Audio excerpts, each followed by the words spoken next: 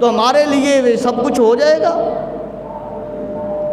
کتنی کم مقدار مانگی گئی ہے، بہت ہی کم مقدار۔ 24 گھنٹوں میں 1 گھنٹہ فقط نکالنا ہے اللہ رب العزت کی عبادت کے لیے، اللہ کے لیے، اللہ کی نماز پڑھنے کے لیے، اللہ کو سجدہ کرنے کے لیے، اللہ کی پاک بارگاہ میں دعا مانگنے کے لیے، اللہ کی پاک بارگاہ میں آ کر اپنے لیے جو ہے وہ التجائیں اور دعائیں کرنے کے لیے فقط 1 گھنٹہ ہے۔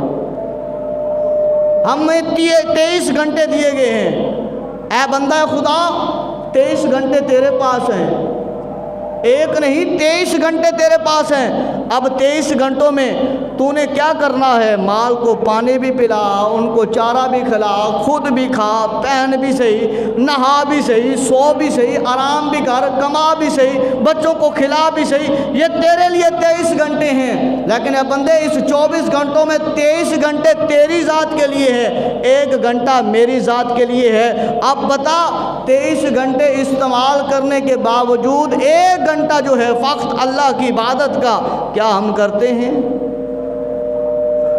اور عشر کے بارے میں فرمایا انسان تو گندم پھینک کے آ گیا ہے نا، تو نے تو جو ہے وہ جھولے میں ہاتھ ڈالا اور جتنا بیج آیا تیرے ہاتھ میں تو نے اس کو دیکھا بھی نہیں ہے کہ تیری مٹھی میں کتنے دانے آئے ہیں، تو نے نہیں دیکھا اس میں کتنے دانے مرے ہوئے ہیں، تو نے نہیں دیکھا اس میں کتنے دانے جو ہے وہ ٹکڑے ہوئے ہیں، تو نے نہیں دیکھا اس میں کتنے دانے ثابت ہیں، تو نے نہیں دیکھا اس میں کتنے دانے پونے ہیں، لیکن تو نے ہاتھ ڈالا، مٹھی الی اور پھینک دیا، اور پھینکتا ہوا تو واپس آ گیا۔